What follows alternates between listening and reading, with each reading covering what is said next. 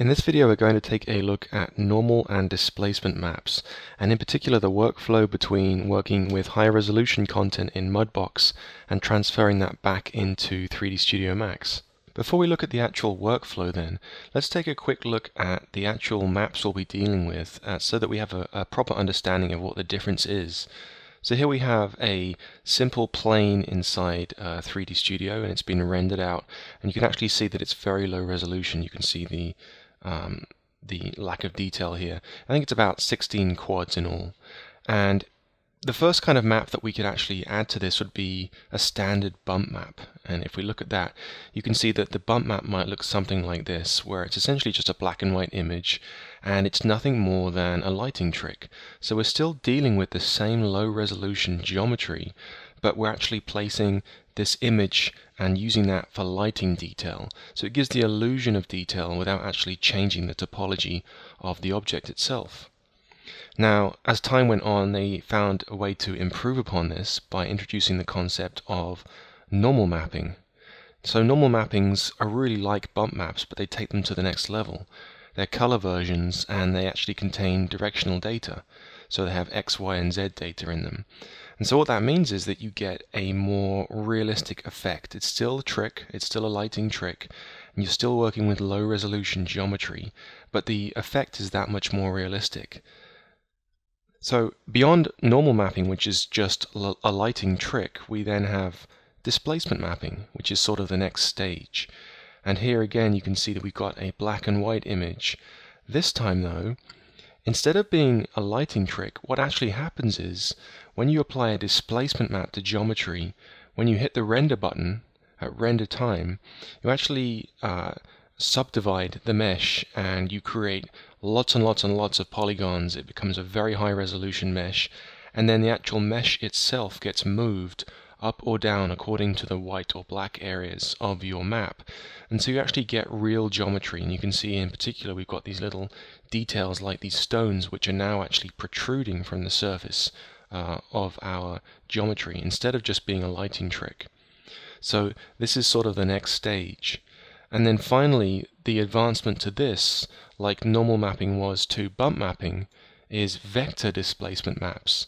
And really these are essentially just color displacement maps. And again we have directional data. So we actually get an even more realistic result using vector displacement maps. They're sort of the be-all and end-all right now when it comes to adding high-resolution detail to low-resolution geometry. So the actual benefit of using these maps is really to simulate high-resolution detail on low-resolution geometry. So you can work with the low-res geometry in real time as you work in the scene, and then as soon as you hit render, all of your high-resolution sculpting and detail gets transferred through to the geometry using these maps. So let's take a look at the scene that we're actually going to use in this tutorial to add normal and displacement maps to. And you can see it's just a little house scene with some low resolution geometry. But I wanted to show you this first to illustrate firstly that we're working with low resolution geometry, and also that there are a couple of things you want to make sure you do before you bring this geometry over to Mudbox.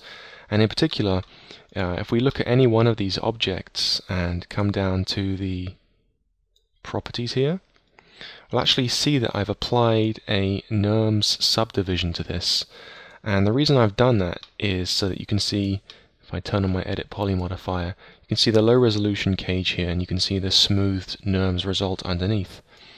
And I did that so that there aren't any surprises when I bring this into Mudbox. And in particular, this is true for sharp edges and creases, such as on the actual walls here. You can see we've got these sharp edges around the window.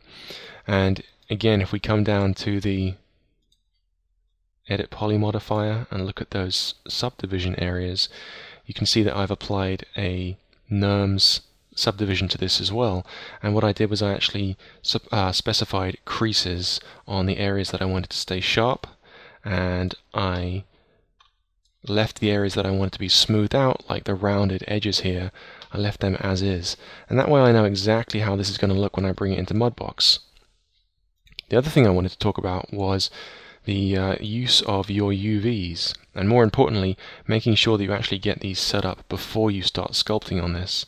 Now you can go ahead and start sculpting on something without UVs, but as soon as you start to bring it back into 3D Studio, you're going to need to create your normal maps, your displacement maps, and they're going to need UV coordinates in order to be able to create those.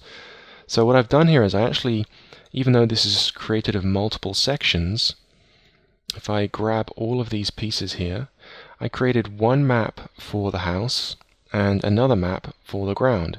So I had plenty of texture space to work on. And if I actually quickly apply a UVW modifier to this and look at the UVW editor, you can see that all these individual components have been neatly laid out in UV space. And the same goes for the ground. That's been given its own set of UV coordinates.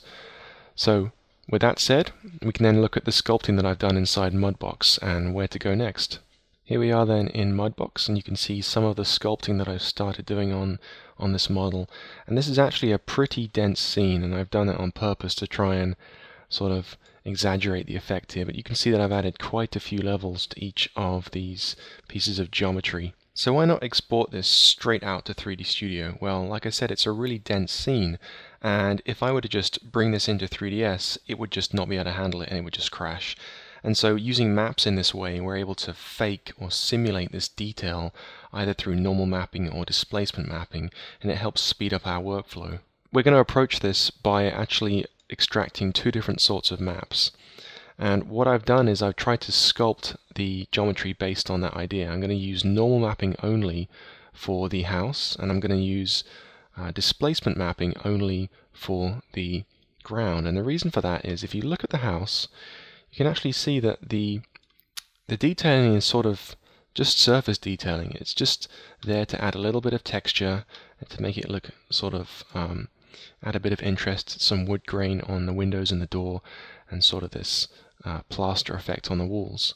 But the ground, however, I've tried to push the geometry a little further, and you can see that it's actually protruding out from the surface quite a lot. And so this is where normal mapping would actually sort of fail to deliver, because it would only be a lighting trick, and you wouldn't see these rocks protruding in front of the house there. And with the actual house itself, there's not really much point in using displacement mapping unless you're going to get really close to it, in which case it would look better for sure.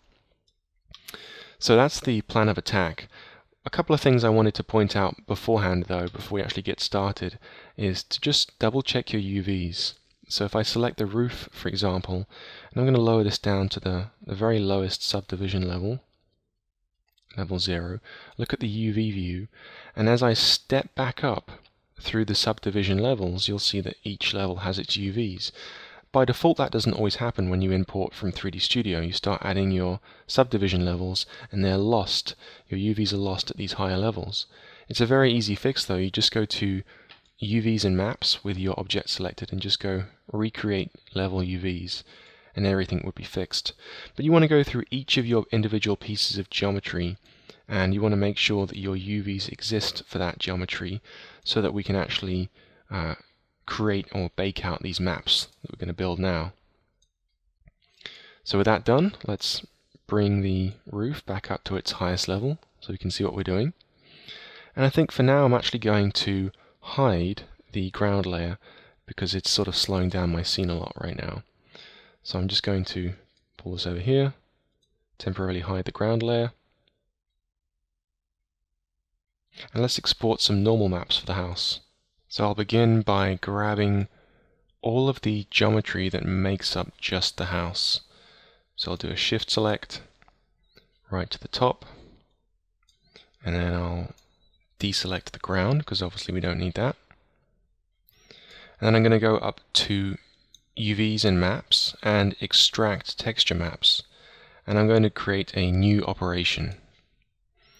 Now you can do multiple maps or different types of output with a single operation, but in this example I'm just going to separate everything out. So I'll do normal maps, house for this example, and select normal map.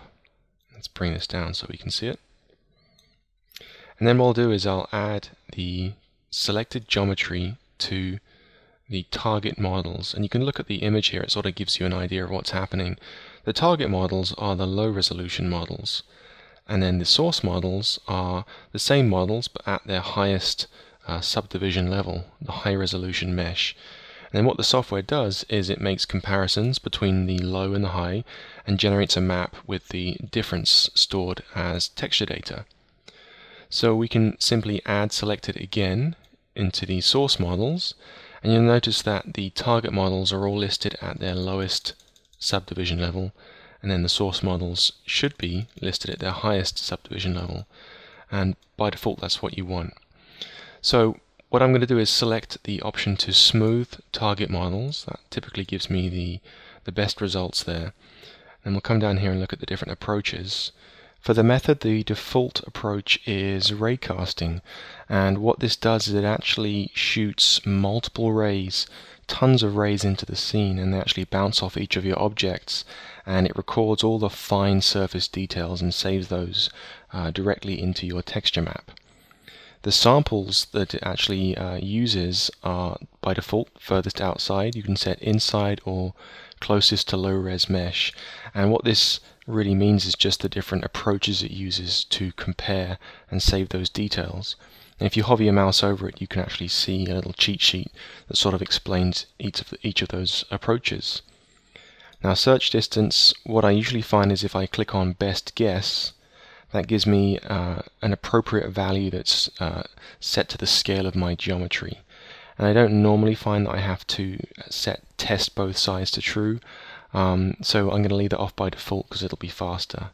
But the truth is that you'll find no two meshes are alike, and you'll have to really tweak and try different settings depending on what your model looks like, how it's been sculpted, and what gives the best results. Now in this case, we're actually exporting multiple pieces of geometry at once, and the raycasting method I've found doesn't produce the best results in this case. In fact, what it does, because it's casting multiple rays into the scene, is it actually casts shadows across overlapping objects. For example, the chimney up here is overlapping the roof, and what I would typically find is that it actually casts the chimney's normals onto the area of the texture reserved for the roof, so that's not the desired result. And so in this case, I'd actually find that subdivision is the best method to use. And what that does is it just compares the high resolution mesh directly with the low resolution mesh. It's not quite as accurate, but it's faster and it's going to deliver some pretty good results. So we'll use that method, and it works well with multiple pieces of geometry. Now, image properties, we've got the option to generate one map for all targets. That's what we want. We want all of these saving their normals onto a single map. And image size really depends on how much detail you have, how many objects, and really what your machine can handle. I'm going to use 4K. You might find that that works for you, or you might need to lower it down depending. Anti-aliasing I'm going to leave to off, because usually you only really need to use that if you're using a lower resolution texture. Now the output, I'm going to change the compatibility to 3D Studio Max, and coordinate space, I'm going to leave that at tangent, but if you find that you're going to be doing a lot of scaling of the geometry once you bring it back into 3ds, you might prefer to use object space. But tangent's going to work by default just fine here on this example, so I'm going to use that. Map type we're going to set to texture, and then we're going to actually save the base file name, the actual texture we're going to create. I'm going to click on the little dialog there, and we're going to save this out into our project folder. Now, I've created a 3ds project hierarchy here, and I saved my Mudbox files into my scenes folder, but my textures I'm going to put in my scene assets folder, images, and I'm going to call this house normal. And the type you use is really important here. If you just used an 8-bit, that's 8 bits per channel, so 256 levels of red, 256 of green, and 256 of blue. And that gives you sort of a limited number of steps that you can actually save, and you can't necessarily save as much detail as you have sculpted in your model. So a better approach here is to actually use something like an OpenEXR. That's the format I like to use. I'm going to use a 32-bit floating point. And so that saves more color detail or more color data per pixel, and so you can actually save more steps and you can get more subtleties in your sculpting saved into that file. So here I'm just going to click Save, and then we have an option here to preview as normal map, and all that does is it just throws the actual normal map generated onto your model afterwards, and it throws it on as a bump map, so it looks kind of ghastly, but it's just to show you what this would look like as a rough approximation. And it's also useful because having that saved into the material and projected onto your model is beneficial when you export this later to 3D Studio Max, and it sets up the normal mapping for you. So I usually leave that on, but if it looks weird once you're done, that's why. So at this point I'm just going to go ahead and click Extract and wait for this to complete, and that's going to take a little while to finish. And when it's complete, the little dialog will say Map Extraction Finished Successfully. You can just click OK and you can close the results down, and we'll look at this inside Photoshop to see what that generated. Okay, here we go. We've got a normal map of all of our geometry placed across a single texture. It doesn't look too bad. You might find that you get some strange artifacts depending on the type of geometry that you've got. You can see that it gave me some strange results near my seams here, but I'm not too worried about that because I don't think that's going to be visible. So all in all, I think that'll work just fine. And if we actually place an exposure control over this, we can actually step up and down the different levels that are stored within this file. Remember, we're storing more color data in this than we can display at any one time. So that gives us that extra control. So now we can actually look at this inside 3D Studio and see what this looks like on a low-res mesh. In order to do that then, we're going to come back into Mudbox, and with our house still selected, let's actually take a quick look at the Layers palette, and you actually see that it's actually placed the normal map onto the house like we were saying, except it's done it as a bump map, so it gives us this approximation, which is actually kind of useful. So if I just deselect temporarily and then just select the roof alone, I'm going to lower this down to its lowest subdivision level and actually hide the normal map temporarily. Lower this right down to 0. So that's my low resolution geometry, and with the normal map applied, there you go, you can see it gives you that approximation. So it's not bad, but it's also going to be useful because when we bring this into 3D Studio, it's going to carry that across as a normal map. So I'm going to bring this back up for the time being. So you might just think to yourself, well, why not just simply slap these textures that we've just extracted onto your original low-res mesh in 3D Studio? Well, the truth is you've been doing some alterations, you've been doing sculpting, you've made changes to that low-resolution mesh, and those are only reflected in this version in Mudbox. So what we're going to do instead is actually select all of our objects and export the low-resolution meshes out, the new versions, into 3D Studio. So I'll go ahead and do that. Select everything except the ground. And there's two ways to do this. One way is to use the automated approach, which is the send to feature, and the other way is to do it manually. So first of all, I'll show you the automated approach. If we just go to File, and then go to Send to 3D Studio, I'm going to Send Selected as New Scene. And at this point it gives you a warning. It says, are you crazy? That's a really high resolution mesh. In fact, it's millions of polygons. So it's saying that you don't want to do that. It's going to really slow down 3D Studio. So what it's actually recommending you do is send the base mesh instead, which is what we want to do. So we'll select that one, and we'll export this over using the dynamic link over to 3D Studio. And there we are. We have the low-res meshes brought back into 3ds, and by default you think, well, it's not actually doing anything, but if we look at our material channel, Slate Material editor here, we can look at the materials that got brought over, house material, And we can see that this has been set up nicely for us with not only this reflection map, which comes default from Mudbox, but also the normal map, which has been plugged in through a normal node here. And so if we look at that here, there's that bitmap there, and that's been plugged in via a tangent normal into this standard material. So I'm going to bring this down here for the time being, and I'm going to set my materials to realistic with maps, and select lighting and shadows. We want to make sure we're illuminating with scene lights.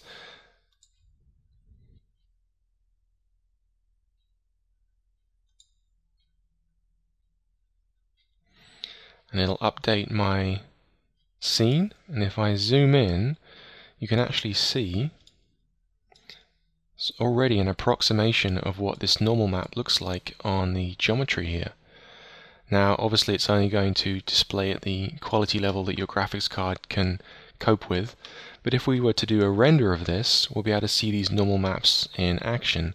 But before I do that though, I want to come to the Create tab. I'm going to create just a standard light. I'm going to do a Omni. I'll just create this here. Selected. And if I move this up, you can actually see these normal maps working in real time, dynamically over this low resolution mesh, which is really cool. And if I zoom in here, it's a little low resolution because my graphics card has sort of lowered down that resolution of the texture, but you can see it there. Let's do a little test render here. Let's bring this up here and bring this out. So we'll just do a quick test render here. Even with the scanline renderer, you can see that that's definitely pulling in all that detail there. And obviously if you have a more advanced lighting setup and something that's a little bit more dramatic, then it's going to look better, and setting your rendering settings appropriately is going to have a major effect as well. But you can see that that normal map is coming through there just as a quick test. So how do we actually get this into 3D Studio if the automatic send to method doesn't work? Let's look at that next. So back in Mudbox, then we have our house geometry selected. I'm going to lower this down to the lowest subdivision level, step it down. It's going to take a little while because it's quite dense geometry. Level 0. Okay, then I'm going to go to File and simply do an export selection. And I'm going to save this as an FBX file. You could do an OBJ, but FBX is sort of the replacement to that format. So we'll click Save. And then we'll simply import that into a new 3D Studio scene.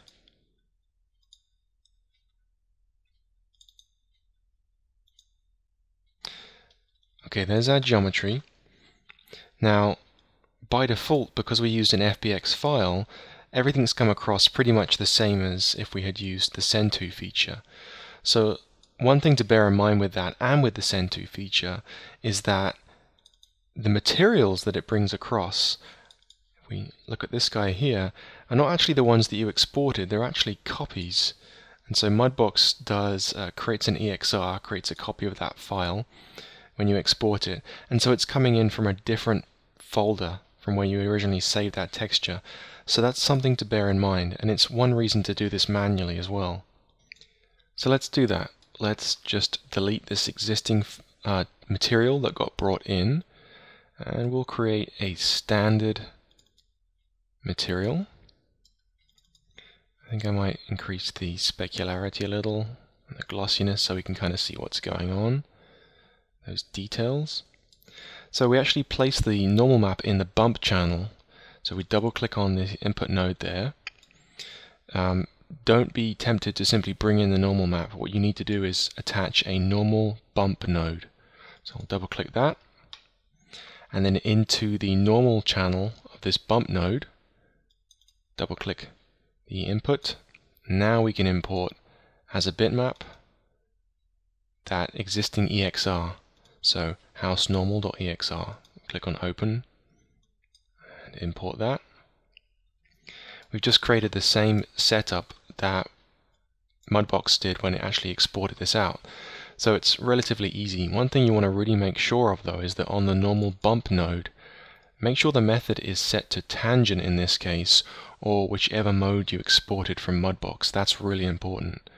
So with that done, we can just select our geometry, apply that material,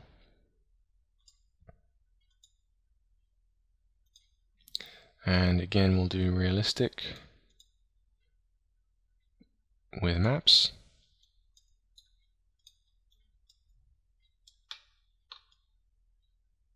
And you can see it's there. It's very subtle right now. So let's just quickly add in another light like we did before. Omni. There we go. And you can see that normal map has come in again. So if you wanted to increase the effect here a little bit, there's a couple of things you could do. If we go back into our material editor and look at the material itself, you'll notice that by default under the maps section, bump maps are set to 30%. So if you bring that back up to 100%, that's going to increase the effect quite considerably here.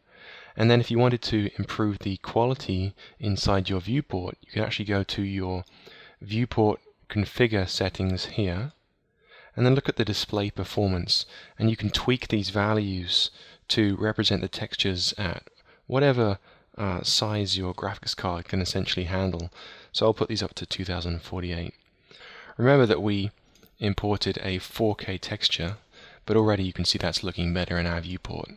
So that's how we can manually bring in our normal maps and geometry from Mudbox into 3D Studio. So last, let's look at how we can create a displacement map and do the same sort of thing. The process then is fairly similar, so we can use just the ground to do this, because we don't want to export the displacement for all of these other pieces of geometry. So I'm going to temporarily hide these, and I'll bring the ground in once I've done that.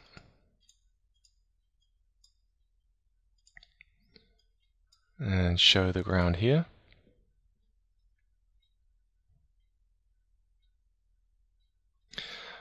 Okay, so not a ton of detail, just sort of concentrated in this one area here.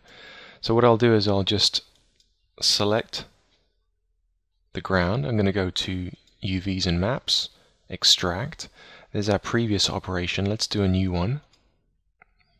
And we'll select displacement ground. And I'm not going to do a displacement map or a standard displacement map. I'm going to do a vector displacement map because it's going to give us the best results here.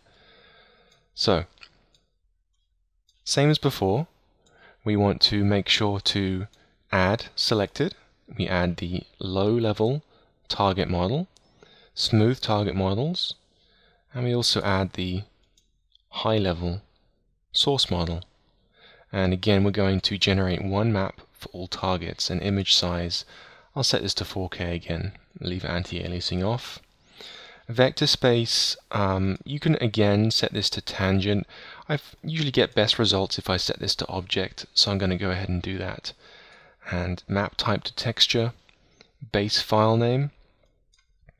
Again, we want to make sure that we are exporting this out as an OpenEXR, just like before, 32-bit.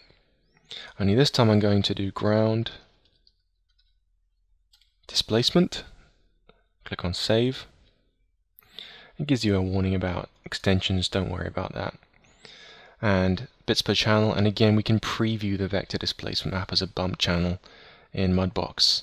So exactly the same process with a couple of alterations. We can click on extract and wait for that to finish processing. This one looks a little crazy then, but mostly because we've had this set to the object space when we actually created it. But if we zoom in, we can verify that our detail has been stored into this displacement map. And again, you can cycle up and down the exposure to verify what that looks like. So we can use this now by simply going back to Mudbox, and we'll select our ground, and just like before, going to File, Send to 3ds Max, and let's send it as a new scene. And again, we want to send the base mesh. Okay, and there you go. You've got your low-res ground in place. Let's take a look at the Slate Material editor, see what material it brought in. And it's created that standard ground material that we had in Mudbox. Only this time we've got the vector displacement node going into the displacement channel. And we've also got that displacement bitmap going into the vector node. So what does this look like when we actually render it out? Well, by default, it's going to look pretty awful. So let's go ahead and set this back to, let's do mental ray and load that in. Okay, now we're starting to see some displacement there. However, it's not very convincing. Let's throw in a light.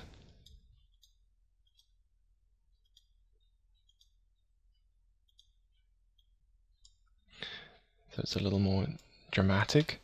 Remember, the way displacements are working is that we've got the low resolution mesh, and at render time, when we hit render, it actually subdivides, so it changes that mesh.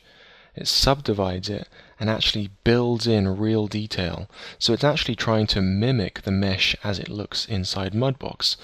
But the advantage is that you get the real-time speed inside 3D Studio when you're using it in the viewport. So this is sort of a win-win situation, really. So it looks okay, but it's not great. So there's a way to improve the quality of this in your render. You have to do a little bit more tinkering. So what you can actually do is apply a turbo smooth modifier to this to actually have better control over how this is being subdivided at render time. So by default it puts one iteration on there, but you can actually increase the render time iterations. So at render time it's going to subdivide this by 4 subdivisions. Only at render time though. So let's do a render. And you can see that's looking a little bit better, which is good. We can further tweak our render settings by coming up to here, and we can go underneath the renderer tab, come down to the bottom, and we'll see this option here, displacement global settings. We can set the edge length to 1, and max subdivisions we can set that up to 64,000. We'll do another render. It's going to take even longer this time. And there you go, you've got even more detail coming through. So if we increase the render settings, improve the lighting, this is going to look fairly convincing. So that's how we work with displacement maps. Now if you wanted to create that material yourself, again we can just delete the one that gets imported, and we can create a standard material. It can be any kind of material that you prefer. I'm just going to use a standard one for simplicity, and we'll increase the glossiness here.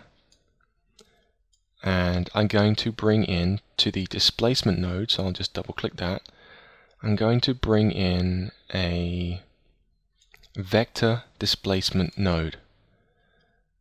And then I'm going to bring into the vector input the actual image which we saved out,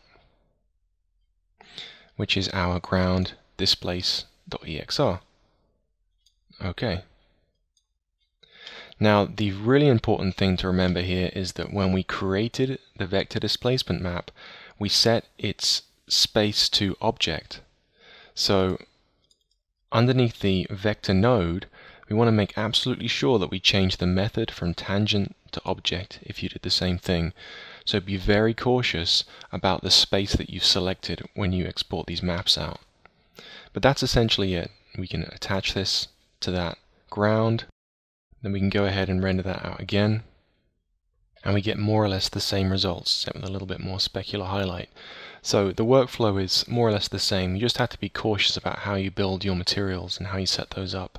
Finally then, I have imported the geometry into a brand new scene, and I've done a simple lighting setup here, and all I did was just use the same import method that I was using before when I demonstrated the FBX technique. But you could also export all of the geometry at once from Mudbox if you wanted to, and just bring that into a new scene.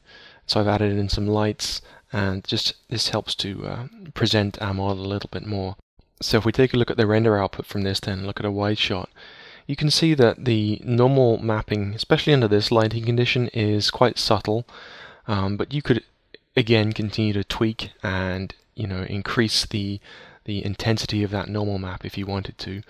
The displacement mapping, in my opinion, is always going to be that much better because you're actually producing real geometry, and you can even see how these little stones are actually sticking up in front of the house now, and the normal mapping is never going to be able to do that. In fact, you can see that the low-res geometry here is really sort of suffering a little bit. So if you wanted to, you could actually apply just a turbo smooth on top of your normal mapped geometry before rendering out, just to sort of soften it up. Here's a slightly closer view then, and you can definitely see the normal mapping showing through, even though it's quite subtle in this example. But the displacement mapping, I think, wins through and is that much more prominent. You can actually see it's generating new polygonal data. So both good methods, both have their strengths and weaknesses. And with a different lighting setup and with a customized material, this would likely be more exaggerated. The ultimate, of course, would be to use a combination of displacement maps and normal maps on the same geometry. What I typically like to do is use displacement maps on everything and then add in normal maps where I want a little bit more detail to come through, but it really depends on the project. So thanks for watching, and I hope you found this useful, and I encourage you to keep practicing your displacement and normal map workflows.